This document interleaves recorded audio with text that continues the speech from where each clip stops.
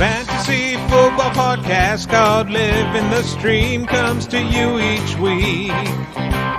Streaming recommendations during NFL season, it's not just tongue-in-cheek.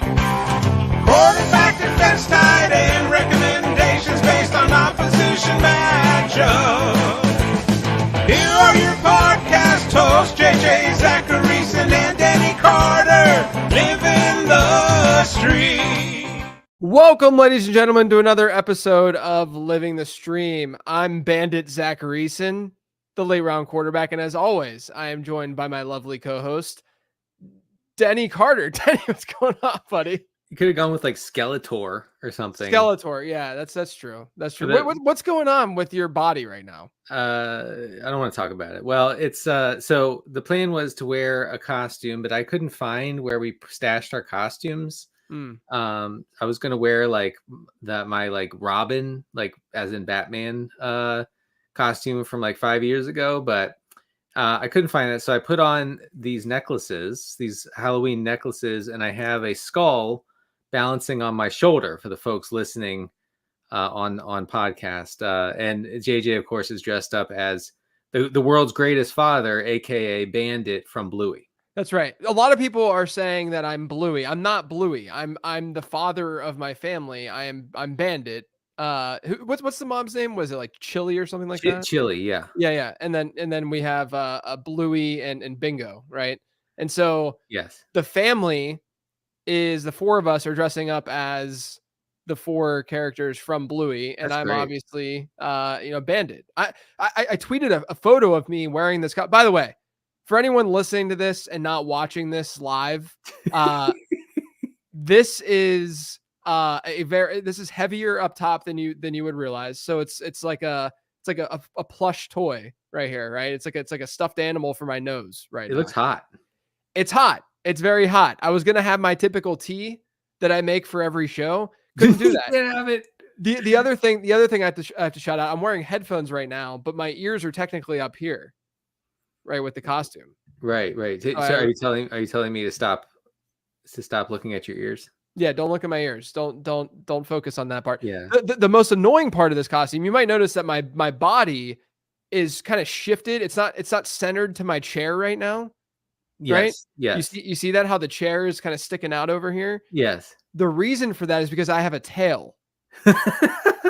There is a giant tail. You can kind of see it at the bottom of the screen there.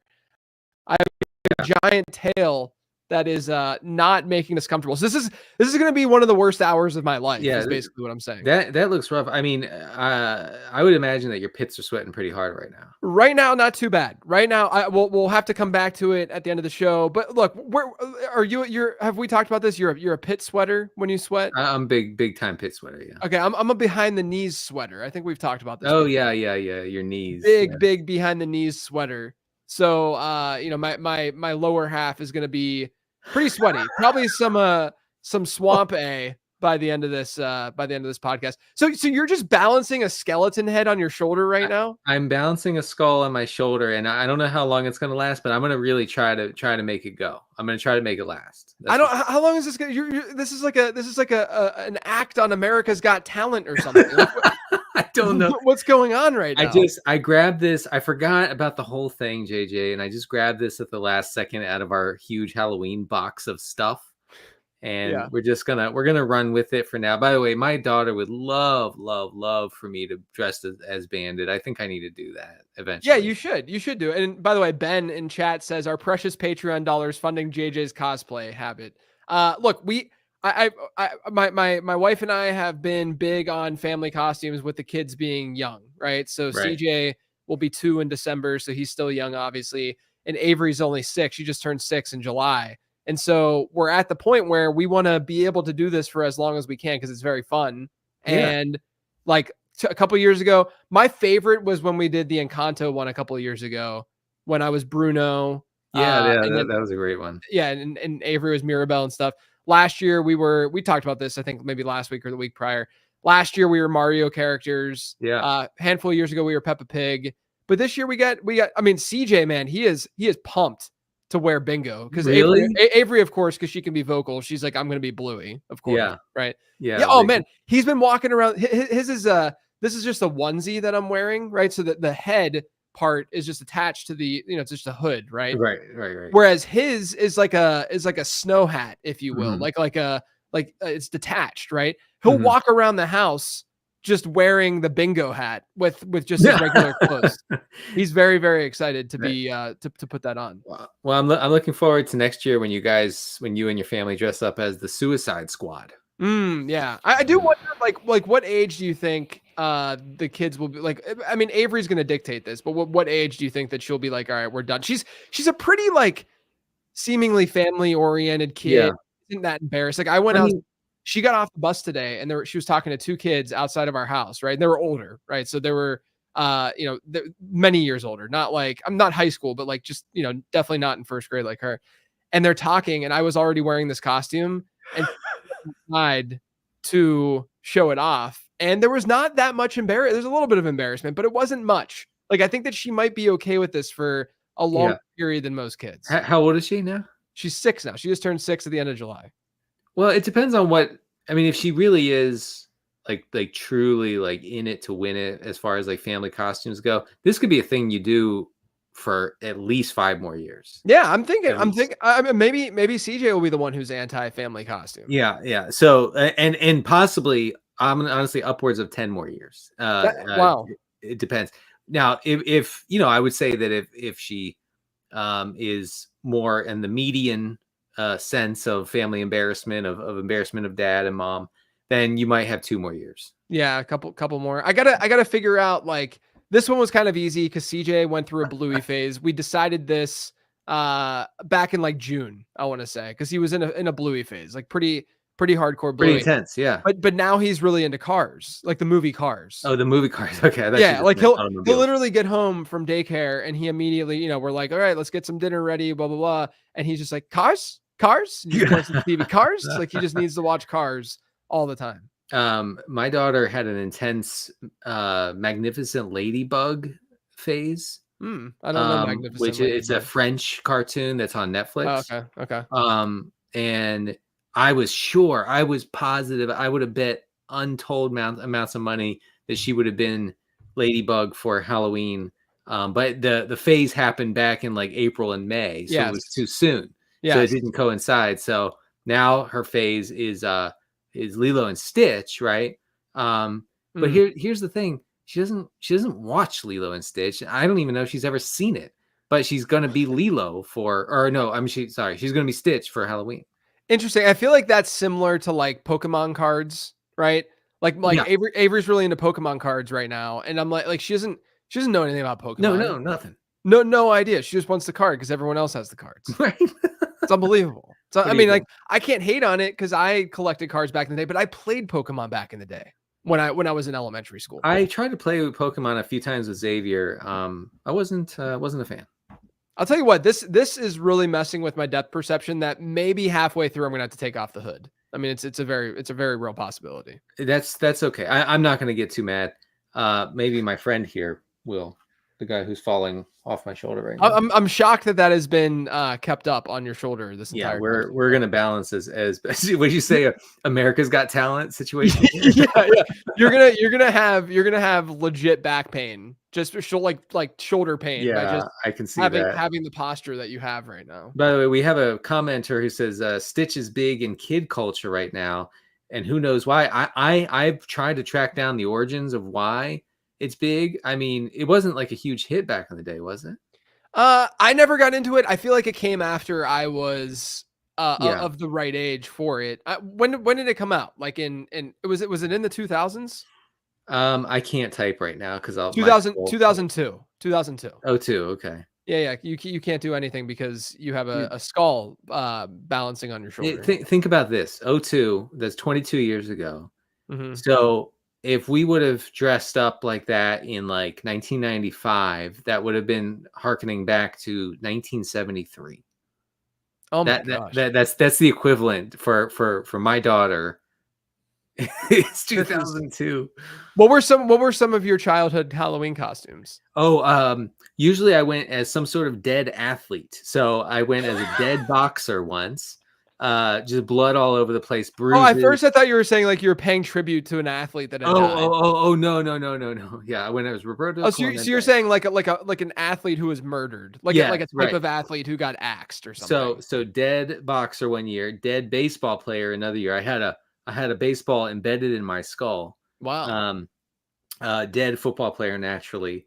I think that was it. Dead golfer. Oh, I went as a dead golfer.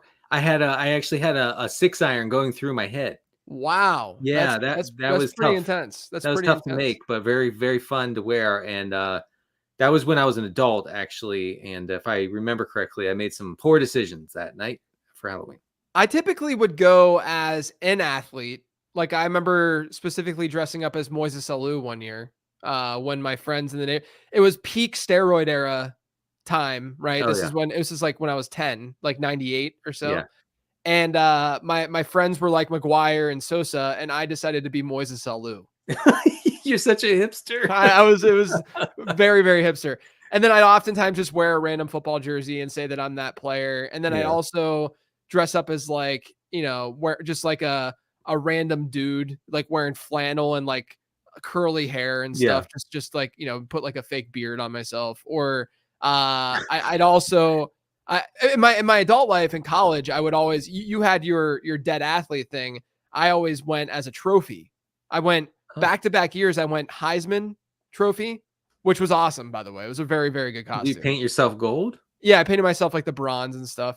And I had like an outfit that was all bronze. And then I was the Stanley Cup the next year. And I think I might have talked about this before, but the Stanley Cup costume was brilliant in college because you were able to go to the bar and people would buy beer and put it in your head on my head and drink out of it. You drank a lot of beer that night. It was fun. It was a really good time. I do think it's weird though when you went as the Heisman Trophy that you were naked. I don't know if that is some are saying. Some are saying, yeah. Actually, it was really funny. I went to a frat party that night, and when I was wearing the Heisman Trophy costume, and I saw a guy dressed up as Charles Woodson. What? And so we had the connection. Yeah. Okay. Sorry. Yeah. It all came together. All right, we can get into the show in just a second. I do have one funny thing I want to relate to the audience.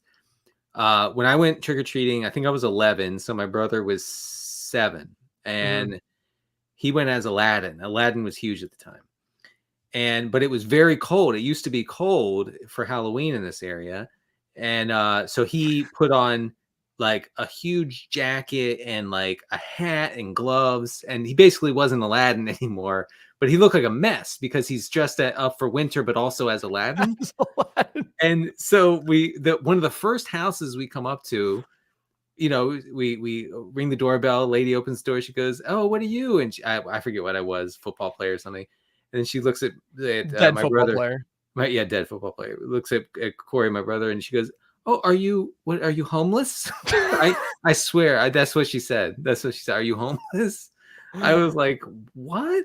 My gosh! You think that's a costume the kids are doing this year? It is crazy to think though. Like I remember growing. I mean, look, I was in Pittsburgh. But it would be, we would have like snow on the ground at times over Halloween. Yeah. Like legitimately you had to wear a heavy, heavy jacket running around the neighborhood with your pillowcase. It'd be cold because it was freezing. Yeah. And now it's going to be, 70 degrees in Pittsburgh. 80. One thing I know, there's nothing to worry about. It is fine. 80 degrees on Halloween. It'll be fine going forward. All good. All right. Let's look at what happened last week. Denny, we had few streaming choices, but we had good streaming choices. Oh, we had so good. Bo Nix, 29.8 fantasy points. Matthew Stafford, 24.8 fantasy points. Russell Wilson, 14 fantasy points. Okay, so he didn't have the best day in the world, but it wasn't a terrible day. Cade Otton, Denny. Anyone who wants to say that they were first with Cade Otton, they're wrong. They're wrong. This is a Cade Otton podcast. Cade Otton is slowly becoming a Living the Stream Hall of Famer. Absolutely. He needs to be on the banner eventually. I think so too. Him and Owen Daniels just sitting there. Cade Otton, 29.1 PPR points, Hunter Henry 9.5, which isn't that terrible for a tight end. And then at defense, we had the Chargers and the Lions. 12 and 16 points. I mean, it was a great day for streaming. To get 9 catches and 2 touchdowns from a waiver wire tight end is like a 99.99% outcome. Denny, do you know what it's like to have? I probably one of my worst teams in redraft this year. It's now 4-4 this team, but it's not that great. Whatever. It started really poor. It's not that great of a team.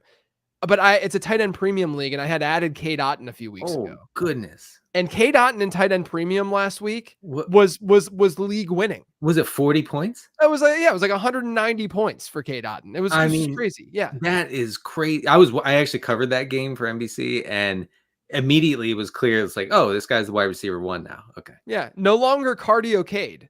He is part of this offense, Cade. Is what he's Gronk. Yeah, he's Cade Gronkowski. Yeah. All right, let's move on to week number 9.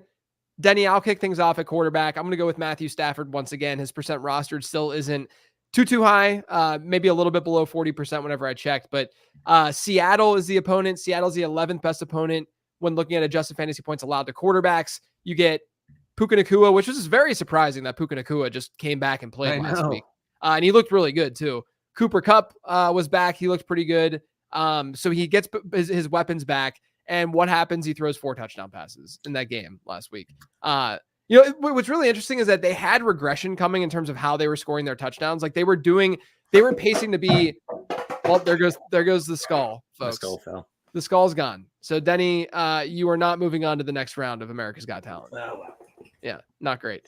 I was talking about how the Rams through week 7 had scored of their touchdowns, only like 26% of them were through the air, which is historically low. And so they come out, they have 4 touchdown passes. And I'm like, I sent a tweet out. I was like, regression. And they're like, it's only happening because Puka Nacua. No, it's not just happening because of that. It's there's a combination of factors, sure. But regression is all part of, like, that's all part of regression. That they didn't have any weapons. Now they have some weapons. So we should expect this moving forward. I love, by the way, when people do that, when they're like, well, yeah, like, of course he regressed negatively. He was playing the Broncos. I'd be like, well, that's not really that's how this not works. What regression really is. Yeah. But yeah, so Seattle also, Denny, they've allowed 26 more passing yards. I've been adjusting for passing yards this year. It's actually worked pretty well for like props and stuff. But when you adjust for strength of opponent and just look at raw passing yards, Seattle allows 26 more passing yards versus a player's average or a team's average throughout the season. So that'll be a bump of a potential extra point, but also, just a more passing friendly environment for Stafford. Like I said, 11th best opponent and adjusted fantasy points allowed. They have an implied team total around 24 points. I think you got to like Stafford this week in Seattle. I do like him as a streamer. I mean, it's we're not talking like, it's not Jalen Hurts playing Jacksonville. Well, also Seattle just stinks, so it's you and the Seattle Seahawks, man. You guys have gone through quite the journey this year. I'm a lifelong Seahawks fan. You've been everywhere with the Seahawks. I have, and now we're back in Doomsville with Seahawks. Let me. By the way, I have this on the 10 Trends episode that's dropping tomorrow. The Seahawks are my number 1 regression team with that same statistic, where I'm looking at how teams are scoring touchdowns. They have 19 touchdowns this year. Only 8 of them have come through the air, and they have the highest pass rate over expected in the league. So you got to expect more of those touchdowns to come through the air. I have in regression files, I have a stat on Geno. Over the past 4 games, he has averaged 280 yards per passing touchdown. Yeah, like it's insane. He has like a 2.6% touchdown rate. We are in Matthew Stafford Detroit territory. Yes. It's gonna get better for that passing offense. Well, we're back on Bo Nix we are on No Bix. Some are calling him. I don't know why I said that, but so a weird thing is happening. The Broncos are kind of pass first. They're 3% over their expected dropback rate over the past 3 games. They were way over their expected dropback rate against the Panthers for some reason, which killed me because I wanted Javonte Williams to get a lot of the carries. But nevertheless, Bo Nix has at least 5 rushes in all but 1 game this season. I should have said he takes on the Ravens this week. The Ravens are the league's most extreme pass funnel through week 8. The Ravens are allowing the 6th highest dropback success rate on the season. I think this is a high volume game for everybody involved, including Bo Nix. I would be surprised if he doesn't have, some 6, 8, 10, maybe 10 rushes in this one. I think he has a lot of upside, actually. Pretty wild that in my rest of season rankings this week, Bo Nix was ranked ahead of Patrick Mahomes. You have to. You have to. I mean, that's just where we're at. No choice. Yeah, that's just where we're at right now. All right, let's go to one Joseph Flacco, who is now playing instead of Anthony Richardson, which I think is great for fantasy. I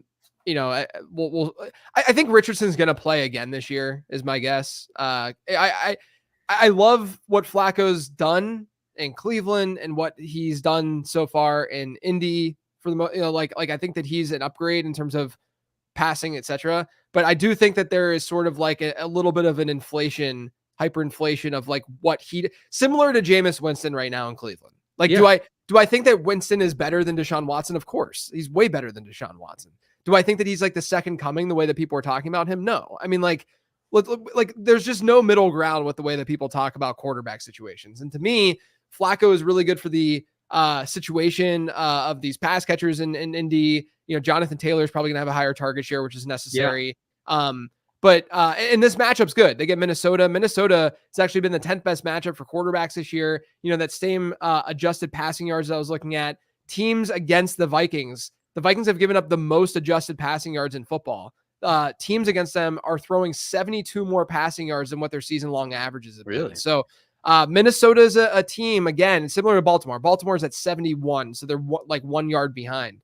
But Minnesota is a team that teams are able to throw on. This could be a higher scoring affair than people realize. I think there's sort of like an anchoring bias going on with Minnesota's defense. Minnesota's defense has not been that great over the last 4 weeks. It's been a different kind of defense than what we saw to start the year. So I think Flacco's in a pretty good spot. But like I said, I don't know if he's he's good for fantasy. And I think that we have the fantasy brain. And I don't know how that's going to translate to real life stuff. And of course, the instant that they're not going to be in the playoff hunt anymore, Anthony Richardson's going to be playing. Now, I don't know when that ends up happening. Maybe it's week 16. We don't know for sure. But even if, I still think there's a possibility that Richardson comes back, in just a few weeks or something like that.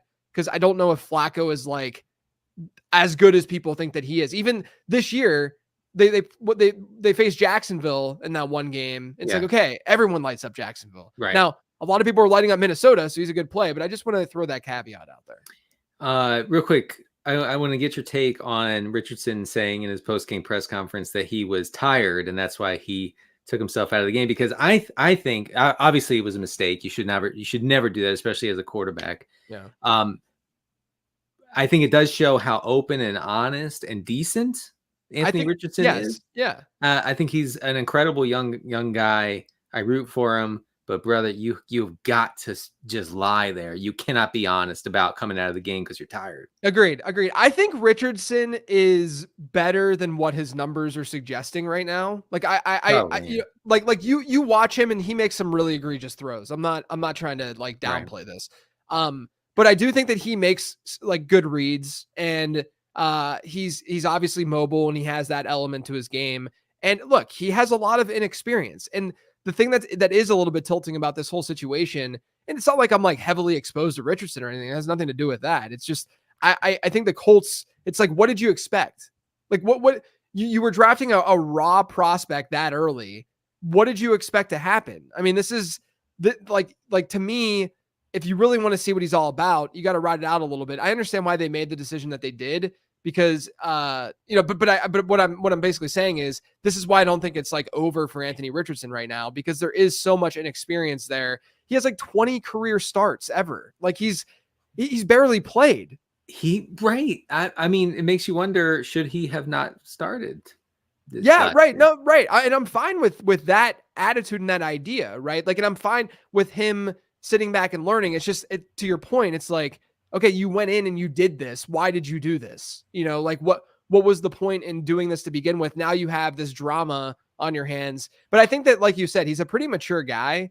And I would imagine that him in the locker room, not unlike a Jameis, where from being a teammate perspective, he would be able to, make this not as big of a deal as some other quarterbacks like Kenny Pickett, would, in that situation. I'm having trouble taking you seriously with the costume.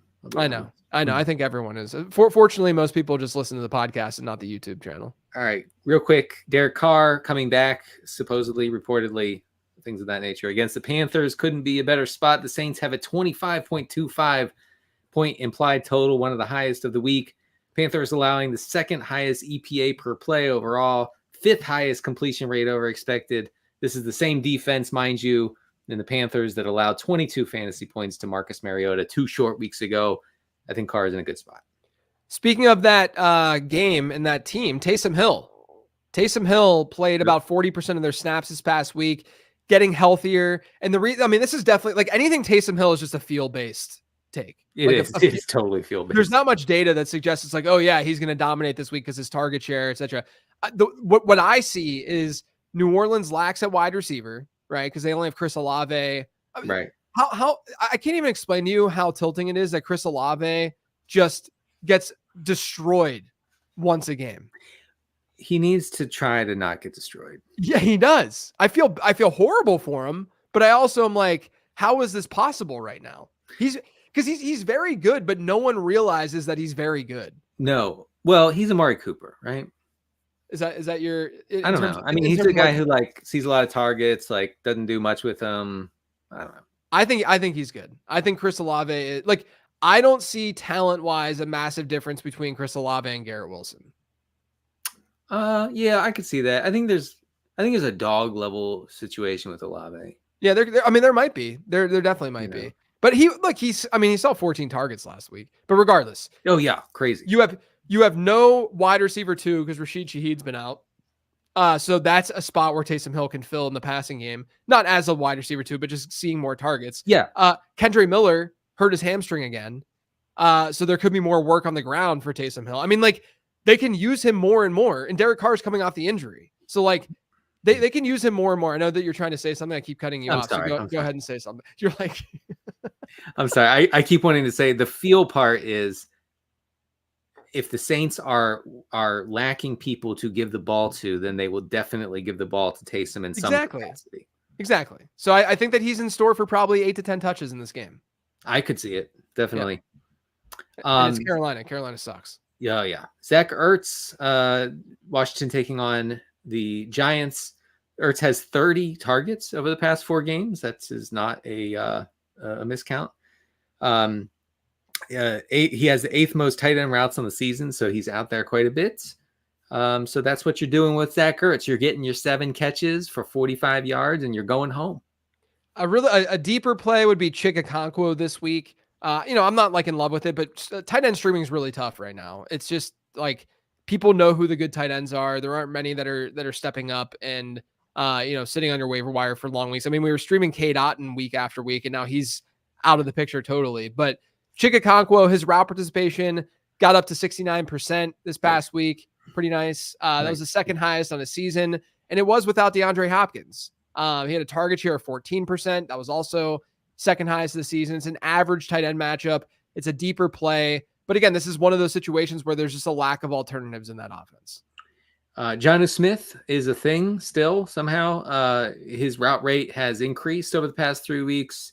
He has at least 6 targets in 3 straight games. You could do worse. We'll go to defense. I'm going to go to New Orleans against Carolina. Now, I will say, Denny, Carolina's actually been okay in terms of not allowing a lot of pressure this year to their quarterbacks. And New Orleans is not great from a pressure rate perspective. So I don't know if we're going to see a sack-based floor with Carolina and New Orleans, but Bryce Young, let's say he gets a start. I don't think that they've announced who's starting this week yet, but let's assume that it's Bryce Young. He's started 3 games, and in all 3 games, the opposing defense has scored at least or on average over 10 PPR, over 10 points per game. I guess in a PPR league, probably too. But like I said, I do worry a little bit about what that pressure situation is going to be. But I started doing my defensive rankings. I think they're a top 5 defense this week, just given the fact that they're big favorites. We know that a positive game script for their defense is likely to hit. And in that environment, you're going to want that against either quarterback, if we're being honest, especially without Deontay Johnson, though. Yeah. Oh, yeah. I forgot he went to Baltimore. I don't like that. I don't like No, that. I mean, it's such an ugly move for fantasy football. It like, is. Because the problem with that too is people are going to say, oh, Lamar Jackson gets a big boost. And it's like, No. I don't know how much, like, he's already like running really pure right now. I don't know how much better it can really get. I looked at my rest of season rankings. He was already pretty high. So all I did was just change his tier to go one up instead of like changing his ranking. Like it's not like, am I going to like, who would you rather have rest of season? This is my dilemma. This is not in the same. I mean, he's QB1, but I'm talking about other positions like Brock Bowers or Lamar Jackson. Brock Bowers. Yeah. Like it's that. That's what I'm saying. It's that kind of player. So you can't really shift Lamar any place with the Deontay Johnson news. Right. Yeah. Hey, by the way, is it me or does Jaden Daniels doesn't really have a ceiling, does he? I haven't looked in too much detail, but I feel like that's just my gut. My gut feel is that you're going to get your 18, your 20, 22 points, but you're not getting anything beyond that. Very solid. And yeah, I mean, there's yes, I do. I think that's what we're going to probably run into with most rookie quarterbacks who are outplaying expectation and who give you that rushing floor. Also, the Washington defense has really messed things up. Yeah, we'll talk about that in a second. By being good. Yeah, go ahead. You got the next defense. All right, sorry. Yeah. So two defenses. Patriots playing against the Titans. Is it overseas? I feel like it might be. Anyway, it's going to be a horrible game. 38-point total. The Titans secondary is actually pretty good, so could get some picks in the back end there. Mason Rudolph, I guess he's going to get another start. He's 4.5% below his expected completion rate, one of the lowest in the NFL. So you know what to do. You get your Titans, you get your Patriots. Everybody goes home happy. Washington was the defense that you were just talking about. They're not the same defense as they were to start the year. They have 2 top 5 finishes over their last 4. They were defense 14 this past week against Chicago, defense 17 against Baltimore during this 4-game stretch. So they haven't really been like sinking your team over the last month. Right. Now they get the Giants. The Giants have allowed a top 10 defensive performance in 4 straight games. Their last 2 without Andrew Thomas, who's a big deal to their offensive line. They've allowed 12 sacks in those 2 games. I mean, They played Pittsburgh and they played Philly. Doesn't really generate that much pressure, but they had 8 sacks. Philly had 8 sacks against the Giants. So I think Washington's actually a pretty good play. I'd probably play Washington over the 2 that you just named in New England and Tennessee. Yeah. Dan Quinn has those guys playing like that's legit. Yeah. All right, last one. You have one more, right? Oh, I do. We can just do it quick. It's Cincinnati versus Vegas. Oh yeah, right. Well, I mean, Gardner Minshew all over the place. Bengals are a big 7.5-point favorite, so probably a lot of negative game script for Vegas. I mean, I'm a little hesitant on the Bengals just because they're so bad. I'd rather have Washington for sure, but in I think deeper formats, if you're desperate, you can go with Cincy. All right, to recap, we have the Patriots and Titans in that game, and then we have the Commanders, Bengals, and Saints. Jonnu Smith, Zach Ertz, Chigakonkwo, Taysom Hill, Joe Flacco, Derek Carr, Bo Nix, and Matthew Stafford. Denny, we have a couple of questions from Twitter from last week that we'll start today's Q&A segment with. The first one is from @2HighSafeties. It says, in a hypothetical world where JJ and Denny moved into an apartment together, what would be their big arguments? What would they be over? Maybe chickpeas? Yeah. Do you think that'd be like, I don't know. I feel like we probably wouldn't fight that much. Well, realistically, how organized are you? You're pretty organized. Yeah. I think that we would have totally genuine.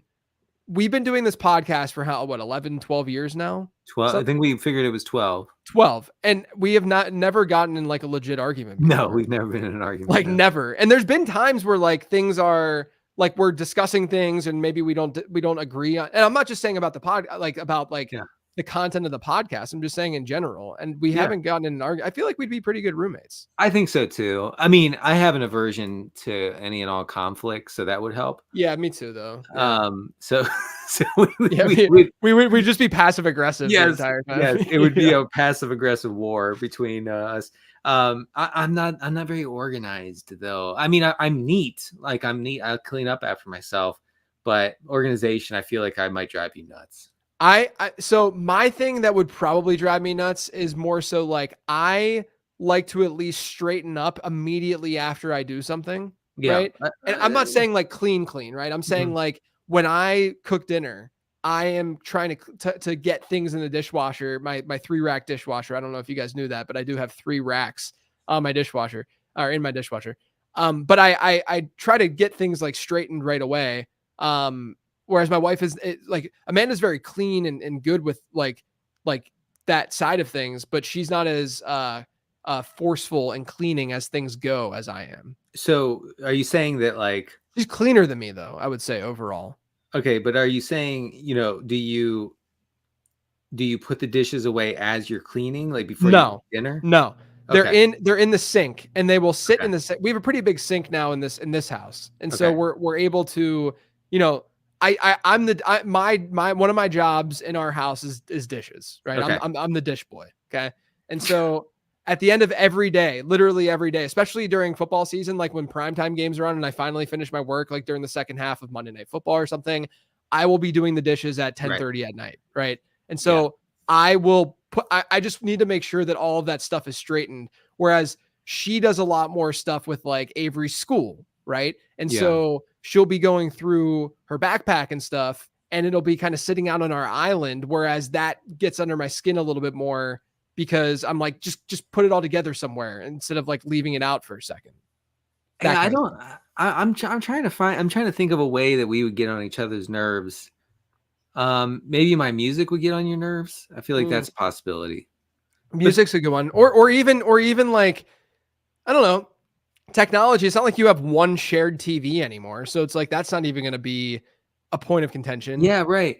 I think, like I could see you being like, telling your friends or your parents or something like he listens to Kraftwerk all day. It's driving me nuts. Yeah. But then again, I wouldn't blast my music. I wouldn't even play my music. If I lived with somebody, I would not be playing my music like constantly. What do people even fight about as adults living together? Like, what is there to, because you're not having parties like you did in college or something or having people just like come over uninvited all the time and just hang out. You know what I mean? Like okay. What are people fighting about that are in their 30s and 40s that are living together? Well, shared responsibility, like splitting up the workload.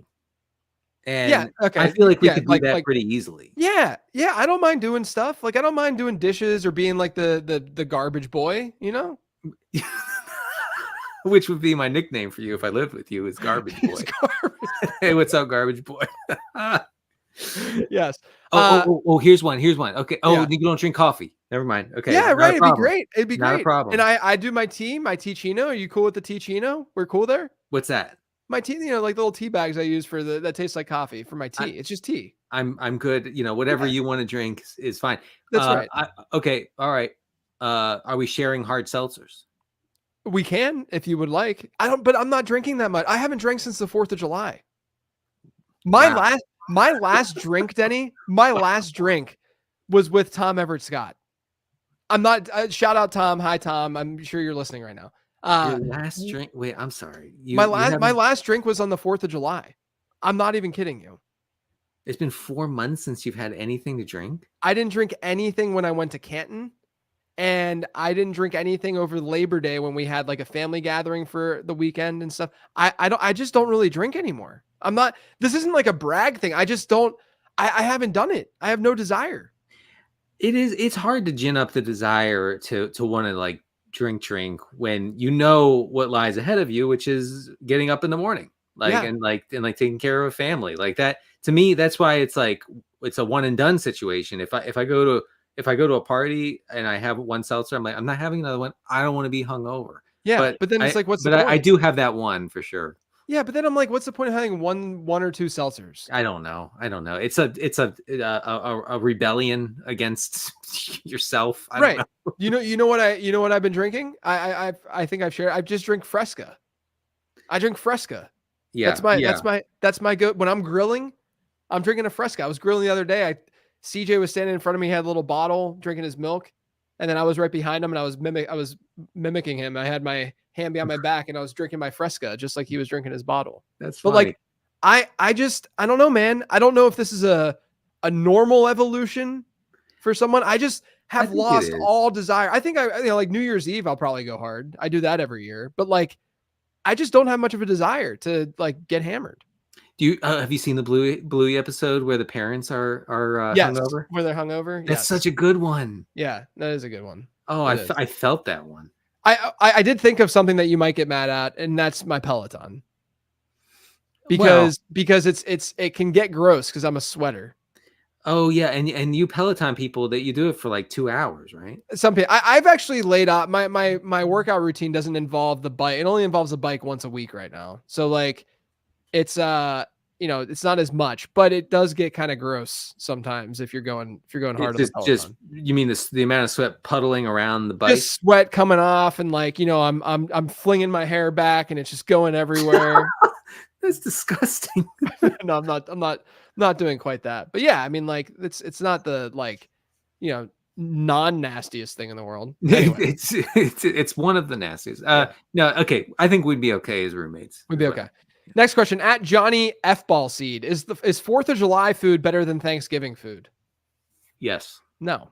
Yes. No. It's a yes. It's burgers, it's hot dogs, it's barbecue with coleslaw. Okay, I didn't think about. I was only thinking about burgers and hot dogs, really. But here's the thing: most 4th of July food is pretty. It's going to be made for the masses, typically. Like if you're at a barbecue or something like that, and when it's made for the masses, it's not going to be as quality. It's not going to be as good. Like most people on the grill when they're making burgers, it's just like a dry, gross burger and like a mediocre hot dog. And like, I'm not, but yeah, if you're talking like legit barbecue, okay, I'll go with you. Barbecue, you got watermelon. Watermelon is the best. Yes.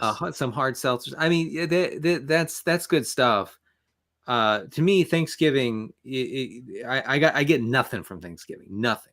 I still love Thanksgiving food. I think it's good. It's the most mid day of the year. Like everything is just super, super mid. Like, you have to eat turkey. Turkey's terrible. If you don't want to eat turkey, you eat ham, which is even worse.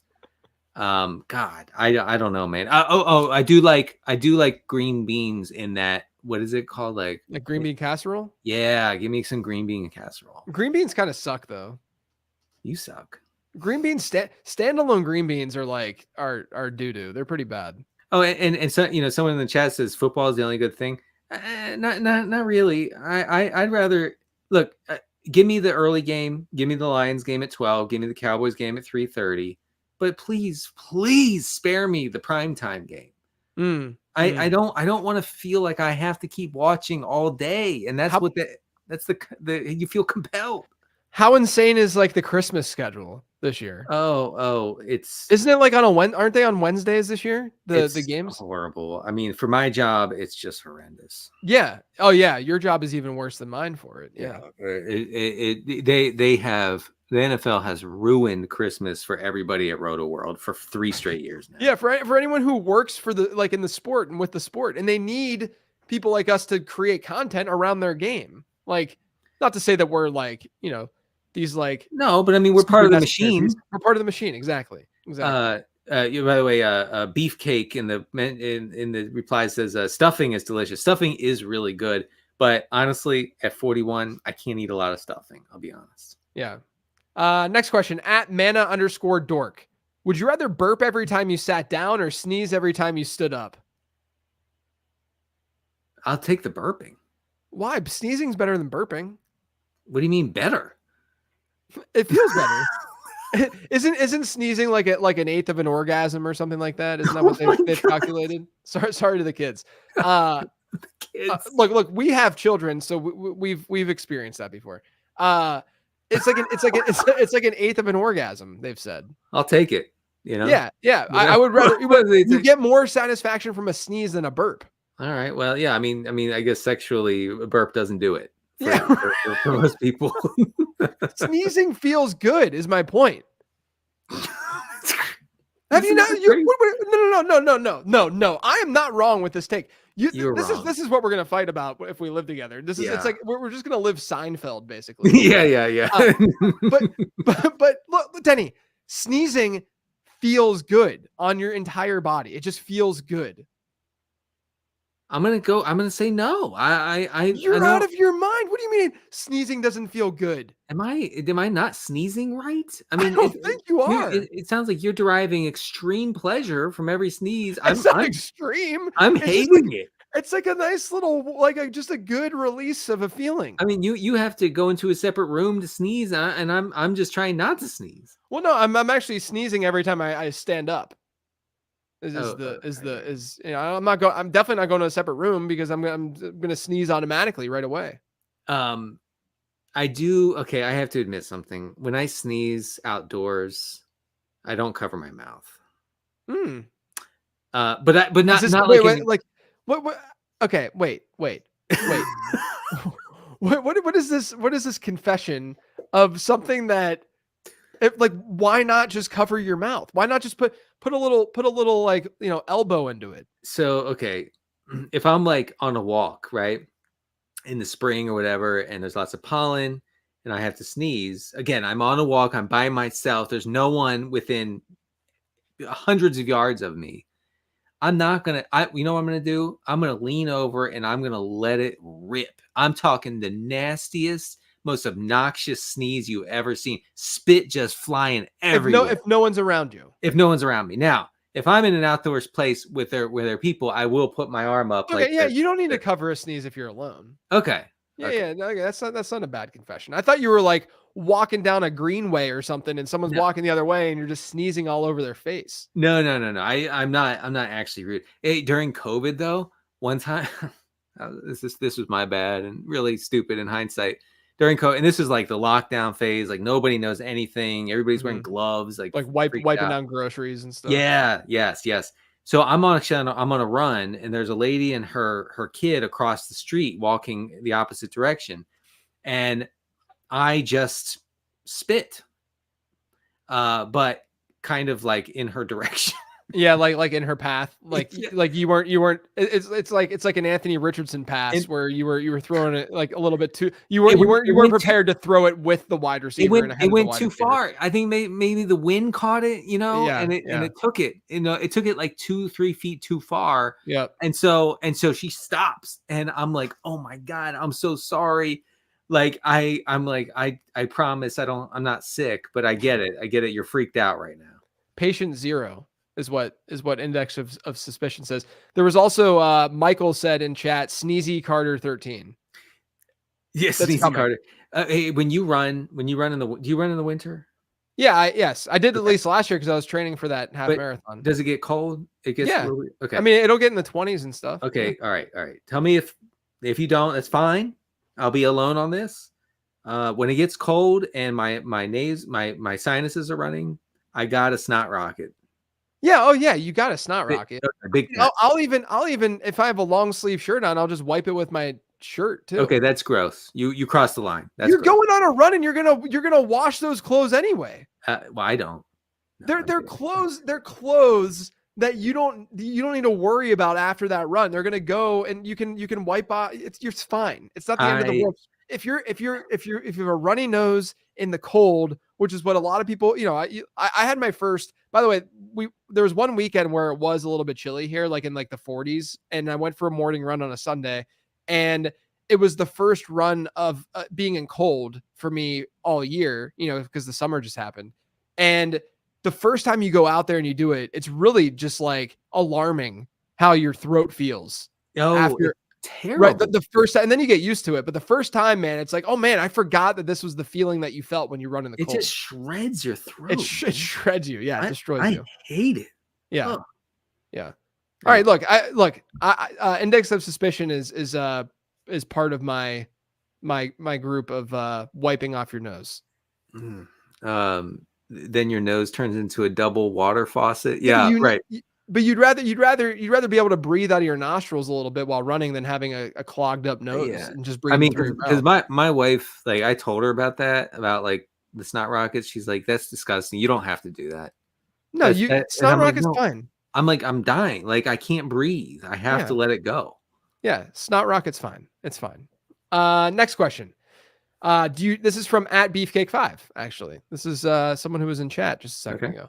Do you dress up to hand out Halloween candy or to walk with your kids? Also, as a side note, I miss the days when Halloween was on Halloween. Now trick-or-treating is a different day every year. I have to look it up city ordinances to know when to expect kids. Yeah. Ours is still on Halloween night every year. I don't like that. My county, Montgomery County, tried that back in like the early 2000s, where they were like, well, the 31st falls on a Wednesday, but we're going to have trick-or-treating on a Friday, and 0 people observe that. Yeah. So, yeah. You can't, you got to do it on the actual day. That's part of the fun. It's just one night of one school night doing that. It's fine. Can I say that the trunk or treat thing makes me a little depressed? Yeah. I don't like that either. Because I mean, what that is basically saying, like, we know that you have deep fear of your neighbors. Yes. And so come to this trunk or treat thing so that you can have a simulated experience of trick-or-treating without succumbing to the terror of your neighbors. Your neighbors are not dangerous. They're fine. Just go ask them for some candy. It's not a big deal. Yeah. I grew up in a neighborhood too, where like all the parents would get together and like hang out, have beers and stuff like that. And then my neighborhood now is like that still, which is nice. Yeah. Cool. We still have, I mean, we go to houses and there's people walking around there. Like it's very lively on Halloween night. So it's still, that's cool. Yeah, we at least still have that, which is nice. We used to live in a townhouse community. I don't know, 180 townhouses. I would say 30 participated in Halloween. Really? Yeah, really depressing stuff. So we have to go to a different neighborhood. I will say this though. So the question says, do you hand out Halloween candy or go? We walk around. So we do have, we are one of the houses that just sets out the candy and says like, take one or whatever, but then we're back earlier than other people are. Yeah. Because we have younger kids. So then we can hand out then. But, yeah, I mean, we go out with the kids right now as they're wandering around. But I think when, they're a little bit older, they'll have the freedom to just go do it. Yeah, I think so. I live in a pretty insulated community, to be fair. Like it's not like major roads or anything like that. Right. Yeah, I mean, if it's safe and you trust them, I used to go alone, I think. Yeah, I did. Oh, I did with my buddies. We would just sprint from house to house. Like the neighborhood I grew up in had like 250 houses. And so It was huge. Yeah. So I had all my neighborhood boys who, like, I say boys as like friends, not like the way I always use boy. But we would all there was like 10 of us and we would just get our pillowcase and run from house to house, getting as much candy and then we'd stop at one of our houses afterwards and dump it all out and trade and stuff. You would trade? Oh, cool. We would trade candy every Halloween. One of my best Halloween memories, if we're just going to ride it out here with the Halloween stuff. It was going trick-or-treating. I think I was 11 and coming back and eating candy while watching the series premiere of Goosebumps. Like that was so cool. We were looking forward to that so much, and Goosebumps was scary. Like we actually were actually frightened by Goosebumps at the time. Yeah, that's fun. Fear Street. Do you know about Fear Street? I don't know Fear Street. Fear Street was R.L. Stein's like teenage novels. Okay. Anyway, it's on Netflix. The Fear Street movies, absolutely horrific stuff. So horrific, I couldn't watch it with Xavier the other day. Oh, like bad as in scary, or bad as in like scary, bad? like disgusting, like viscerally horrifying on like every level. I don't know what they did. They took an R.L. Stein property and they made it the most disgusting, gory thing this side of a Rob Zombie movie. Man, I did you watch Are You Afraid of the Dark growing up? Oh yeah. Oh, big time. I actually had some nightmares from that show because I was very, what the scariest thing on earth is to me is a female ghost like with a flailing white dress. Oh yeah. It was like the scariest thing. And I think it has to do with Marlena from Days of Our Lives I've talked about this in the show before. And it just has stuck with, and Are You Afraid of the Dark had that multiple times on that show, and it would just wreck me when that happened. Wreck me. That scene from a soap opera, which one was it? Days of Our Lives. Days of Our Lives. That thing wrecked you. Oh my God. Yes. I was 5 years old. Guys, anyone listening to this right now, just go Google Marlena, Days of Our Lives, Demon Possessed. Okay. She was possessed by the devil, and it was one of the most frightening things I ever witnessed that any 5 or 6 year old should ever be subjected to. I cannot believe I sat there and watched that with my mom. Gosh darn you, ABC. It's someone in chat said freaking Stefano, man, which was a character in Days of Our Lives. Oh yeah. I know that guy. Handsome old guy. Stefano was like a goatee, kind of stockier dude. Oh, is he still on? You might be thinking of John Black, John Black, the actual person, the actor, just passed away like 2 weeks ago of pancreatic cancer. Oh, dang. Yeah, so shout out John Black. Thanks for all your time on television while I was a child. Jim Schlomer in the chat says, do we decorate our houses for Halloween? He says, I feel like it's something Denny should do. I very much do decorate my house for Halloween. I actually have a Halloween village that I put together with the kids. I've had it for 20 years. Maybe I can post some pictures for you guys. So, you know what's, have you seen this?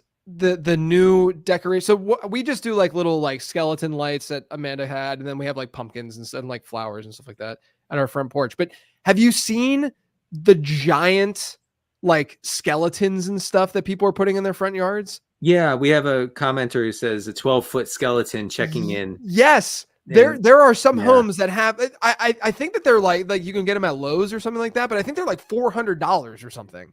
I'm not spending $400 on anything Halloween. I'm sorry. They're insanely tall though, like very, very, very large. It's crazy. I feel like Halloween is too much. Has become too much, and I'm a Halloween guy. It's too the celebration of it is too long. The Halloween creep is real, and I feel like it used to be concentrated to like the last couple weeks of October. Now it's like a 6-week celebration. It's too much. I saw this in chat also. Did you guys have the night before Halloween? Did you have a name for that night? No. It was called Devil's Night for where we were. And it was when you actually did bad things like TP houses and stuff. I never got into it. I didn't know. My friends did though. And then I got blamed for it once because I was really? Yeah, it was horrible. Very, very unfair. Very unfair. Yeah, this is ridiculous. It's sort of like when Anthony Richardson getting blamed for all the Colts struggles right now. And I'm just kidding. I never participated, but it was Devil's Night, the night before Halloween, October 30th. So tomorrow is Devil's Night. All right, I'll remember that when I go to bed at 10 o'clock and decide not to do anything bad. Yeah, and by the way, as crazy as Halloween creep has gotten, like August is when we start, and Christmas creep is much worse. Like Christmas creep is way worse. Yeah, you're talking about Christmas is already here for millions of people. Yeah, like I'm sorry, just because it got cold once, it's not Christmas. Yeah, I agree. You can pump the brakes. It's okay. Agreed. All right, we're gonna get to one more that I wanted to. I think it's relevant. It's also from Beefcake, but I wrote about this in my intro to 15 Transactions today, the newsletter that I sent out. And it said, JJ had a passionate rejection of the use of Pitt for Pittsburgh at the beginning of his transactions email today. Does Denny have any pet peeves about Maryland that he needs to get off his chest? So my rant was, I cannot stand when people refer to Pittsburgh as Pitt because it's not Pitt. Pitt is the University of Pittsburgh. Pittsburgh is the city of Pittsburgh, right? It's similar. I'm pretty sure people feel the same way that are from San Francisco when people call it San Fran, right? Like I actually did that to someone who's from Northern California, and she was like, "Please never say that again." Yeah, people hate it. People despise it. But don't, like, anyone listening to this, do not call Pittsburgh Pitt. Pitt. You can abbreviate like in text or something like PIT, all caps, the team abbreviation. But PITT is not Pittsburgh. That's the University of Pittsburgh. Those are two very different things. I agree. Also, I had a University of Pittsburgh. I saw that. How did you get that IC light? Yeah. So my wife's cousin's husband is a big Pittsburgh guy, grew up there, loves Pittsburgh, goes back there all the time. He has a fridge full of those things. And I drank a couple the other day and they were good. Fun fact, when I was a junior and senior in college, I had an apartment with buddies, right? And when we threw parties, the beer of choice at Pitt was Natty Light usually. Okay.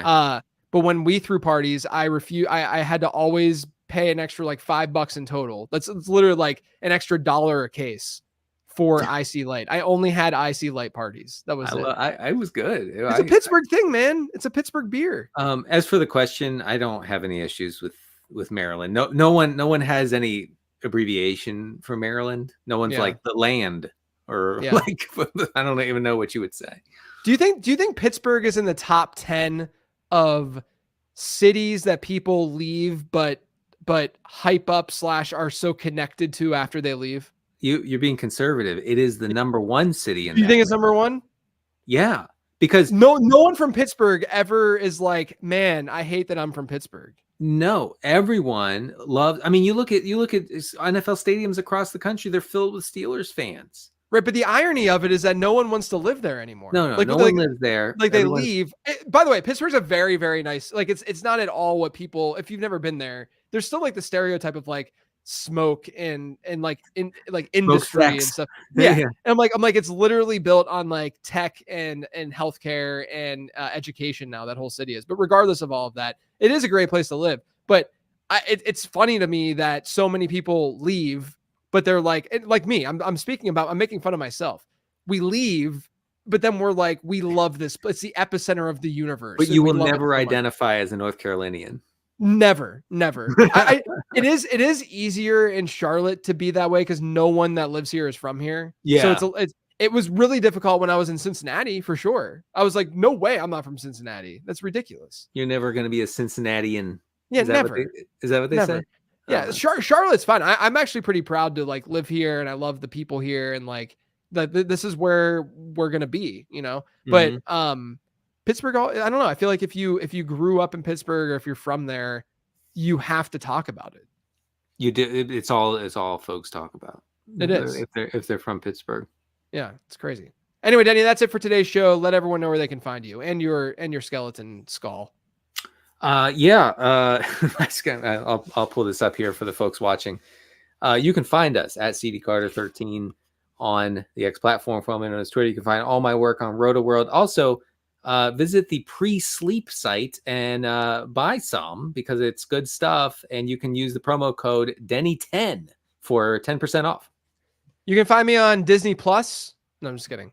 That was a bandit joke because I didn't get it. I was like, what? Yeah, I had to spell it out. I'm glad that I have an audience to be able to say that and then see how someone would react, and then I have to spell out the joke if it didn't hit. No, that's good. It was a good joke. You can find me on Twitter at LateRoundQB. All my stuff over on LateRound.com. Denny, I guess we'll talk to them next week. Does that sound good? We will get some candy corn flavored milkshakes. That sounds miserable. Thanks for listening, everyone. We'll catch you next week. Thank you for listening to Living the Stream. We hope you enjoyed the internet podcast. Don't forget to subscribe on iTunes now. It won't take long, it's fast. For more fantasy football info, check out LateRound.com and NBC Sports Edge. Hope you come back soon as we share about the teams and as we live in the stream.